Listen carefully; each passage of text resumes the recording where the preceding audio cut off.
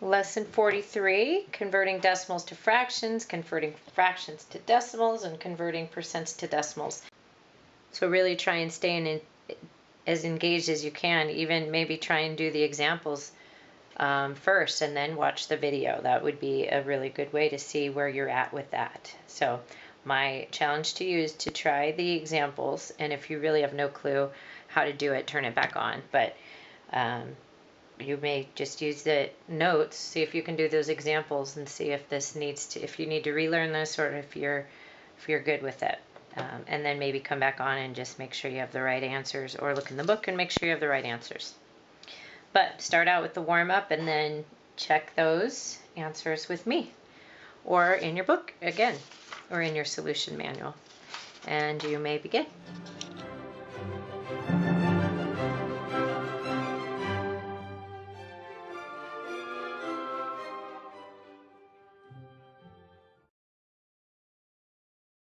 So the warm-ups should have been pretty straightforward. The only one I wanted to make sure is, you remember when you divide by 100, that means the decimal place moves to the left 2 times. So your number gets smaller by 2 places. And the rest should be pretty easy. Now let's talk about turning decimals into a fraction. So we're going to change 0.125 into a fraction. Well, how we read that is 125 thousandths. So what we would write is 125 thousandths.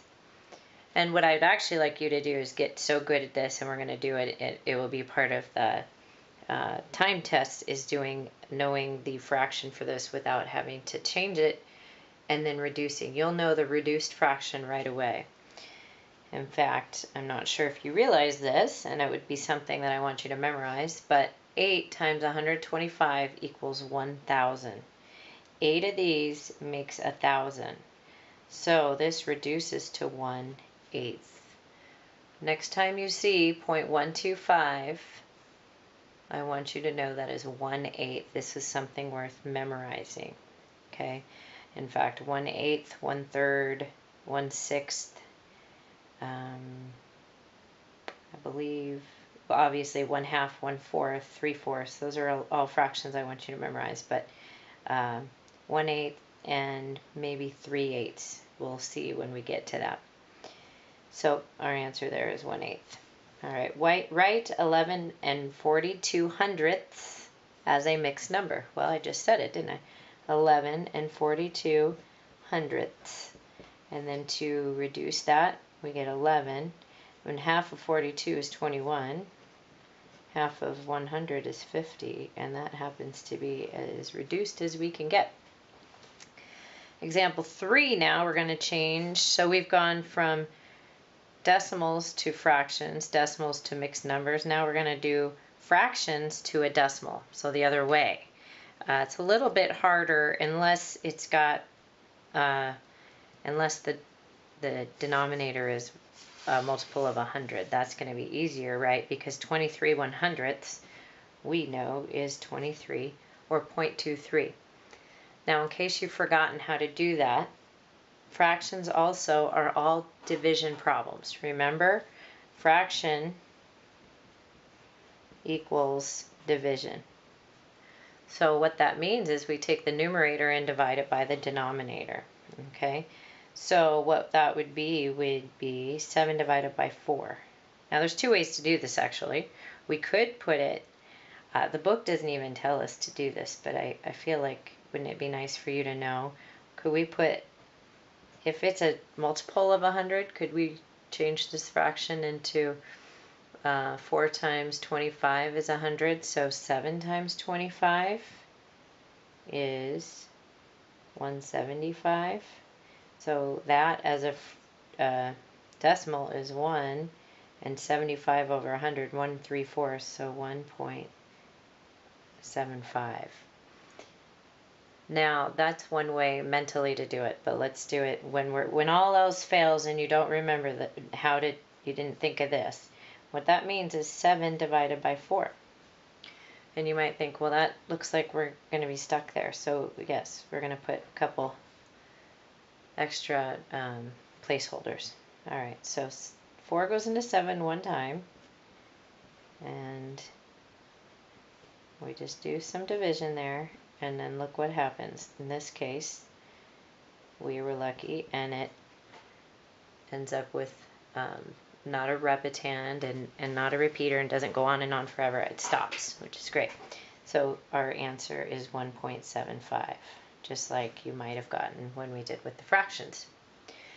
All right, letter C, how do we do this one? Well, there's 2 ways to do it, right? We could do, as a decimal number, it's going to be 3 point something, right? Because 3 is the whole number. So you could first change it into a mixed number if you wanted to, or it is a mixed number, sorry, change it into an improper fraction. You could have done 19 fifths, right? 2 ways to do it. We could do 19 divided by 5 and see what we get, or we could do 3, or we could just put 3 point and then just do 4 divided by 5. And either way is going to give us the right answer. So if we do 4 divided by 5, again, you think, well, that's too small, right? It is. So we're going to put some decimals there, or placeholders. But 5 doesn't go into 4, but it goes into 40 perfectly, right? So 0.8. Our answer would be 3.8. That's one way to do it. Now off to the side, remember I said we could also do 19 divided by 5. And let's just see what we get. Well, as you might see now, why we're gonna get the same answer. So we could do 19 divided by 8, or we could just say, all right, I know our whole number is 3, and then 4 divided by 5. Both ways are good. Now 2/3 is another one I want you to memorize. But let's say you've forgotten it and you haven't memorized 2/3. What you're going to do is 2 divided by 3. And put some placeholders there. This one's interesting because it's not going to be as nice and neat and tidy as the others. So 3 goes into 18 6 times, right?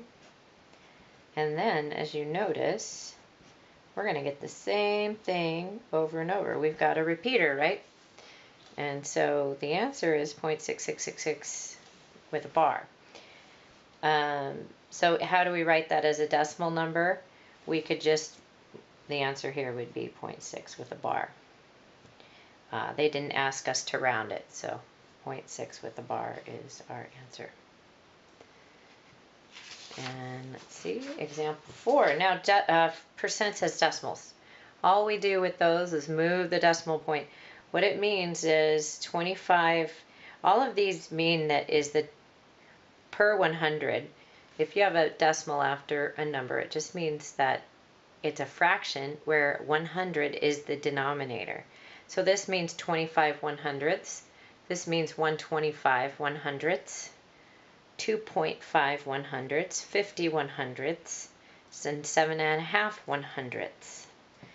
So that's one way to think of it. That's if we were going to put it in as a fraction.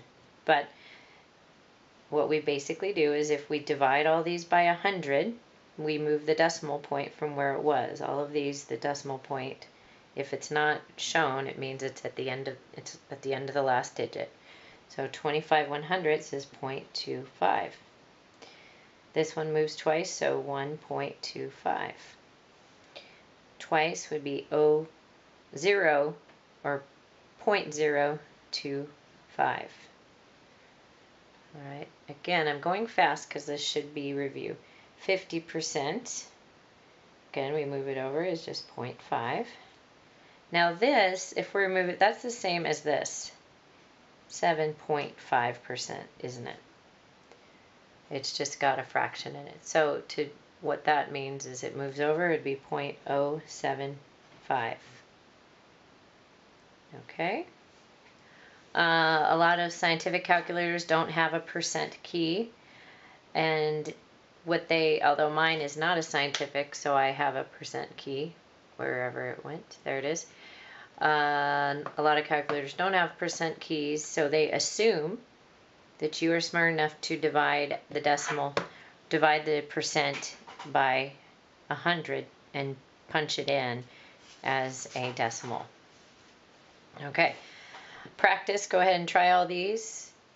If you get a whole section of them wrong, I encourage you to ask for help, look at the book again, and really make sure that this is second nature for you, because this should be getting easier, this stuff, because this is not the first year you've done decimals, fractions, and percents.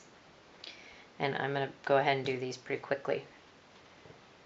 All right, so change each decimal number to a reduced fraction or a mixed number. So as a reduced fraction, we'd say it was 24/100ths, which is 12/50ths, or just 4 goes into each of those, 6/25ths.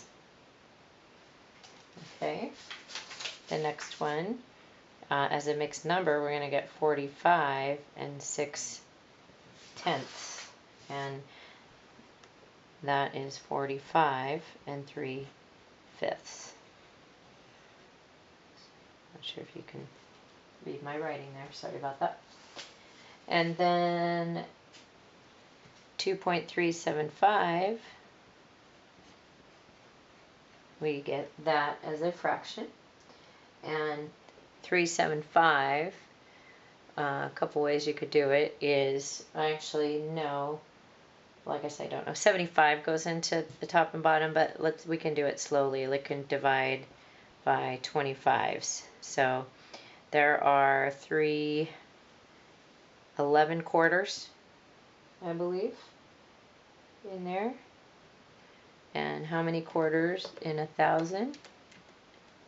We have 40, and I actually have that one wrong. Sorry. There are 40 25s, and there are 15 25s and 375s. So now we're going to go ahead, and this is a lot easier to reduce, right? 5 goes into each of those, so 2 and 3/8. Change each fraction or mixed number to a decimal number. All right, so 23/4. Remember, there's quick ways and easier ways, and we can divide. I don't like dividing this one because I know if I multiply the top and bottom by 25, I could get the answer. Although 23 times 25 isn't so fun, is it? So I guess let's just do it the traditional way. I like to look for shortcuts anytime I can. 23 divided by 4, and bring the decimal up, sorry.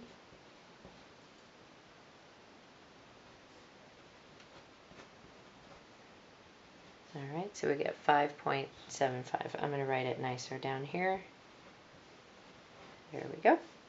So 4 and 3/5, and you might get, again, fifths. If I put that into 100, 5 times 20 is 100, right? So 3 times 20 is 60. So we have 4 and 60/100ths. What that is 4 and 6/10ths. So I shortcutted that one, and I'm not ashamed of it. I want you guys to be able to know that those mean the same thing. Okay, I'll put a 4 there. Or we could have done 3 divided by 5, right? But I want you to get used to fifths are going to be multiples of 20, and we'll look at that pretty soon. 5/8. Remember we said 1/8 was 0.125. So what would 5/8 be? I want you to think about that. If 1/8 is 0.125, what's 5/8? Well, let's do it traditionally and then see if we can see why it was this. Okay.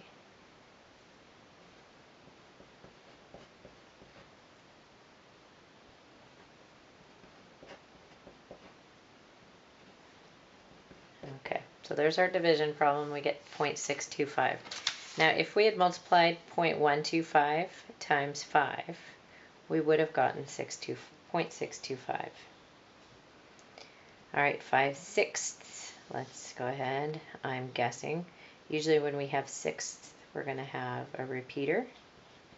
So let's see if I am correct here.